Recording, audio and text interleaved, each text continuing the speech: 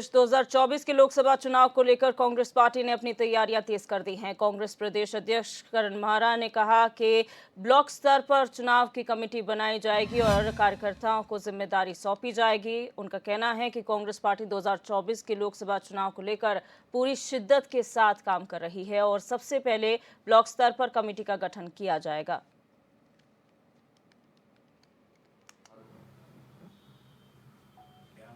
हम लोग दो बैठकें कर चुके हैं, गढ़वाल मंडल की और कुमाऊं मंडल की, और बहुत अच्छा काम हमारे जिला अध्यक्ष और ब्लॉक अध्यक्षों ने किया है।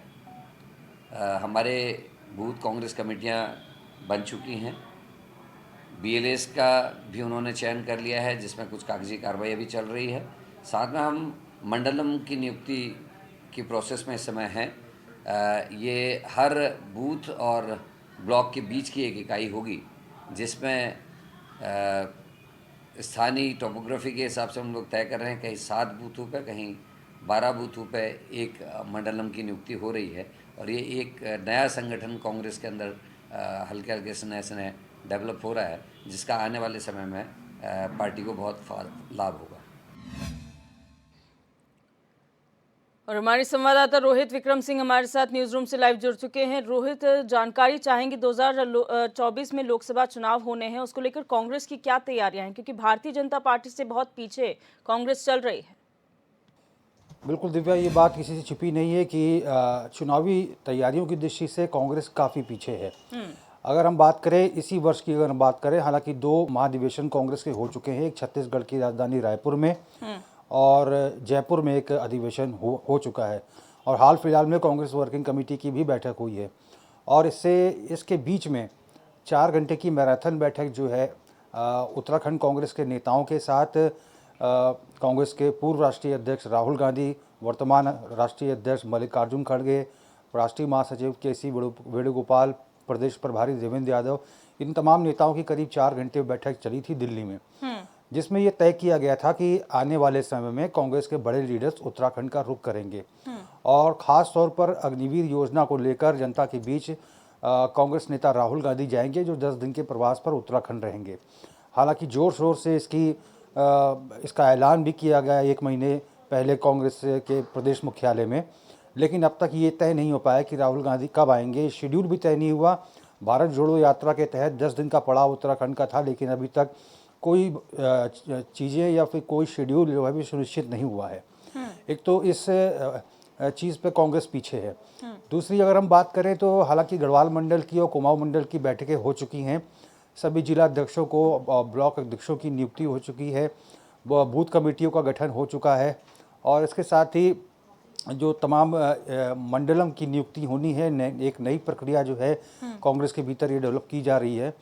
हालांकि अगर चुनावी तैयारियों की अगर बात करें दिव्या, प्रदेश में इस समय बड़े नेताओं का टोटा है। अगर हम गणेश गोदियाल की बात करें, जो कांग्रेस के पूर्व अध्यक्ष हैं, इस समय वो राजस्थान स्क्रीनिंग कमेटी के मेंबर हैं, यानी कि जब तक राजस्थान में विधानसभा का चुनाव संपन्न नहीं हो जाता तब तक उन्हें राजस्थान में ही रहना है। तो एक नेता तो वहाँ चले गए। दूसरा, प्रीतम सिंह को छत्तीसगढ़ की जिम्मेदारी मिली है, तेलंगाना भी वो जाते हैं क्योंकि तेलंगाना में भी उनको जिम्मेदारी मिली है। तो जब तक इन 5 राज्यों में चुनाव नहीं हो जाते, छत्तीसगढ़, मध्य प्रदेश, राजस्थान, मिजोरम, तेलंगाना और छत्तीसगढ़ की जिम्मेदारी प्रीतम सिंह को मिली है। जब तक ये चुनाव नहीं हो जाते तब तक वो भी प्रदेश के सियासत से दूर रहेंगे।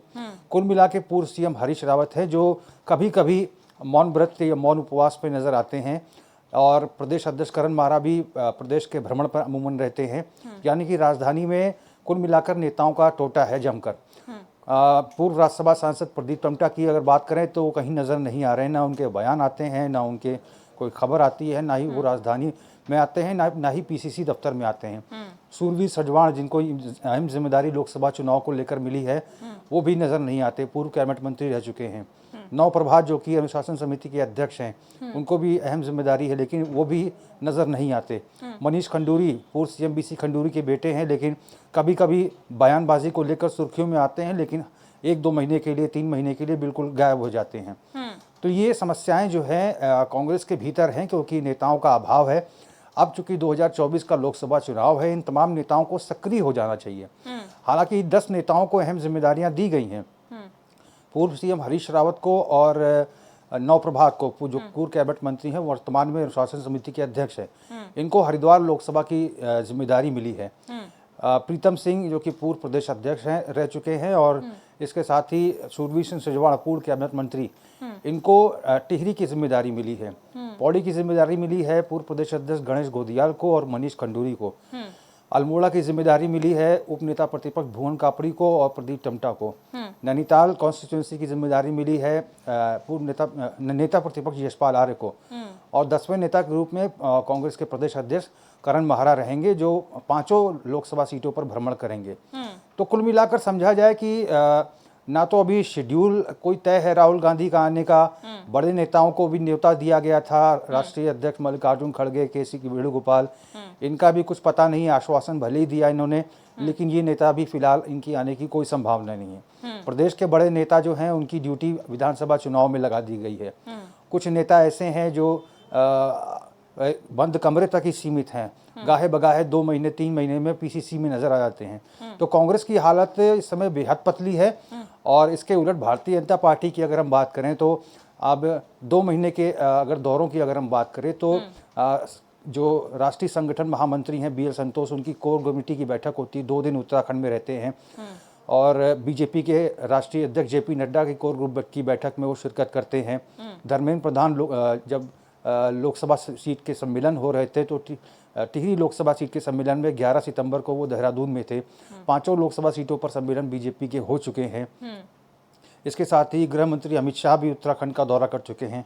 प्रधानमंत्री नरेंद्र मोदी भी उत्तराखंड का दौरा कर चुके हैं। तो चुनावी दृष्टि से भारतीय जनता पार्टी कांग्रेस से बहुत आगे चल रही है। कांग्रेस को भी चाहिए, जिस तरह से भारतीय जनता पार्टी के बड़े लीडर्स, गृह मंत्री, यहाँ तक कि प्रधानमंत्री भी उत्तराखंड पहुंच रहे हैं, तो ऐसे में बड़े नेताओं का आना बेहद जरूरी है। जो इक्का दुक्का नेता जो कांग्रेस के भीतर बचे थे, उनकी विधानसभा चुनाव में ड्यूटी लगा दी गई है। जो बड़े नेता हैं वो पार्टी मुख्यालय से दूरी बना के रहते हैं। कुल मिला के हरीश रावत हैं, वो कभी कभी मौन उपवास पे नजर आते हैं। प्रदेश अध्यक्ष करण महारा जो है ये एक तरह से बुरे फंस गए हैं, क्योंकि प्रदेश की जिम्मेदारी इनके ऊपर है, तो ये भ्रमण पर रहते हैं, कभी दिल्ली जाते हैं, कभी कुमाऊं और गढ़वाल के भ्रमण पर रहते हैं। तो कुल मिलाकर कांग्रेस की नैया जो है वो फिलहाल भगवान भरोसे ही लग रही है। और आने वाले समय में अगर जब तक बड़े नेता उत्तराखंड का रुख नहीं करेंगे तो कांग्रेस के लिए ये 5 लोकसभा सीटों को जीत पाना दूर की कौड़ी नजर आ रहा है। बिल्कुल रोहित, लेकिन रणनीति समझने की जरूरत है, क्योंकि एक तरफ है भारतीय जनता पार्टी जो कुछ भी करती है, छोटे से छोटा काम, बड़े से बड़ा काम, प्रोपोगेट बहुत ज्यादा होता है जनता के बीच में, उसे 10 बार बताया जाता है कि ये काम किया गया है, बेशक वो कितना भी पीछे हो। लेकिन कांग्रेस जो है कहती है हमारी रणनीति नहीं है। लेकिन क्या आपको नहीं लगता कि ये रणनीति अगर नहीं है तो ये इसी का खामियाजा कांग्रेस भुगत रही है? बिल्कुल दिव्या, क्योंकि 2022 के विधानसभा चुनाव की अगर हम बात करें तो 4 धाम 4 काम जैसे स्लोगन्स को कांग्रेस ने जोर शोर से उठाया था। महिलाओं को भत्ता देने की बात की गई थी, बेरोजगार युवकों को भत्ता दिए जाने की बात की गई थी, 500 रुपये से अधिक गैस सिलेंडर के दाम नहीं होंगे, ये वायदे किए गए थे। लेकिन 2022 का चुनाव खत्म होते होते अब चूंकि 2024 में लोकसभा चुनाव है, ये मुद्दे कांग्रेस के लिए गौड़ होते नजर आ रहे हैं। हालांकि गाहे बगाहे कांग्रेस जरूर कहती है कि जिन राज्यों में कांग्रेस की सरकारें हैं वहाँ पे गैस सिलेंडर के दाम 500 रुपये से अधिक नहीं है, बेरोजगारों को हम भत्ता दे रहे हैं। इन चीज़ों को कांग्रेस को चाहिए कि जनता के बीच इन चीज़ों को लेकर जाए। आज कितनी जनता को पता है कि 5 रुपये से अधिक सिलेंडर कांग्रेस शासित राज्यों में नहीं है। तो ये चीज़ें हैं जिनको जनता के सम्मुख लेकर जाना चाहिए। इसके उलट अगर भारतीय जनता पार्टी की अगर हम बात करें, वो कोई भी उपलब्धि होती है उसको जोर शोर से प्रचार करती है, क्योंकि जनता को बताना पड़ता है कि साहब हमारी सरकार ने आपके लिए ये काम किया है। तो निश्चित तौर में प्रचार प्रसार का भी अभाव है। सोशल मीडिया की अगर हम बात करें तो वो भी ढीला पड़ा हुआ है। कांग्रेस का जो सोशल मीडिया सेल है, IT सेल है, एक तरह से बहुत सारी चीज़ों का अभाव कांग्रेस के भीतर नजर आता है। कोई लीडरशिप नजर नहीं आ रही है, किसका मार्गदर्शन प्राप्त हो ये पता नहीं चल पा रहा है। बड़े लीडर्स अपने अपने राजनीति में लगे हुए हैं। जो गणेश गोदियाल, प्रीतम सिंह, उनकी ड्यूटी लगा दी गई है। केंद्र की तरफ से कोई नेता आने को तैयार नहीं है। जो नेता सक्रिय राजनीति में रहे हैं, बड़े नेता हैं, वो बिल्कुल पीसीसी से दूरी बना कर रखते हैं। लोकसभा चुनाव में जिनकी ड्यूटी लगाई गई है, सूरबीर सिंह सजवाण जैसे जो पूर्व कैबिनेट मंत्री रह चुके हैं, वो कभी पीसीसी में दिखाई ही नहीं देते। तो कुल मिलाकर कांग्रेस की नैया भगवान भरोसे है, और अगर इसी तरह चलता रहा तो कांग्रेस के लिए चुनाव जीतना मुश्किल हो जाएगा। बिल्कुल, चेहरों की अगर बात करें रोहित, क्योंकि चेहरे बहुत महत्वपूर्ण हैं। अगर भारतीय जनता पार्टी की बात की जाए तो वहां पर ऑलरेडी चेहरे हैं, लेकिन हो सकता है परफॉर्मेंस के बेस पे उलटफेर कर दिया जाए। लेकिन कांग्रेस के पास कौन चेहरा है? एक ही सीट पे कभी हरक सिंह रावत लड़ पड़ते हैं, कभी हरीश रावत लड़ पड़ते हैं, उनके बीच में ही समन्वय नहीं है। तो आखिर चेहरा कौन होगा कांग्रेस का? ये देखिए, हालांकि 6 नामों का पैनल जो है कांग्रेस के भीतर आ चुका है, लेकिन लोकप्रिय चेहरा कांग्रेस के भीतर, कांग्रेस को ऐसे लोकप्रिय चेहरों की जरूरत है जो चुनाव जिता सकें। इसके उलट अगर भारतीय जनता पार्टी की अगर बात करें तो इनके पास मास ऑफ लीडरशिप है, बड़े बड़े नेता हैं, बहुत सारे ऐसे नेता हैं जो कांग्रेस छोड़कर भारतीय जनता पार्टी में आए हैं। तो यहाँ बीजेपी के लिए संकट की घड़ी नहीं है, संकट की घड़ी यहाँ पर कांग्रेस के लिए है कि वो नेता कौन होगा, जिताऊ कैंडिडेट कौन होगा, किसकी लोकप्रियता सबसे अधिक है। इन तमाम चीज़ों का भी चिंतन मंथन करना है, और निश्चित तौर पर कांग्रेस में हमेशा ही सर्फ उठौल जैसी स्थिति रहती है, क्योंकि भारतीय जनता पार्टी में जहाँ अनुशासन रहता है, वहीं कांग्रेस में के दफ्तर में भी हमने देखा है किस तरह से तोड़ फोड़ और गाली गलौज जमकर होती है।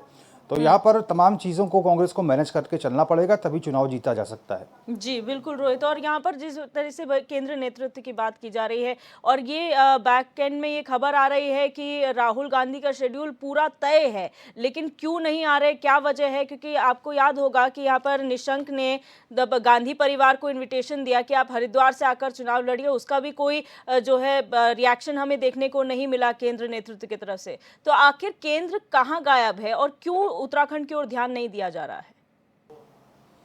बिल्कुल, निश्चित तौर पर अगर अभी भी कांग्रेस की आंख नहीं खुलती है तो ये बिल्कुल अफसोसजनक बात कांग्रेस के लिए होगी।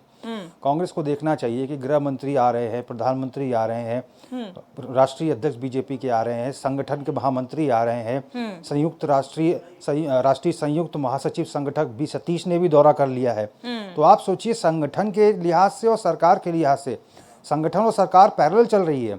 केंद्र के मंत्री बड़े बड़े आ रहे हैं, प्रधानमंत्री आ रहे हैं, गृह मंत्री आ रहे हैं, और संगठन में भारतीय जनता पार्टी के राष्ट्रीय अध्यक्ष आ रहे हैं, संगठन महामंत्री आ रहे हैं, संयुक्त महासचिव संगठक बी सतीश आ रहे हैं।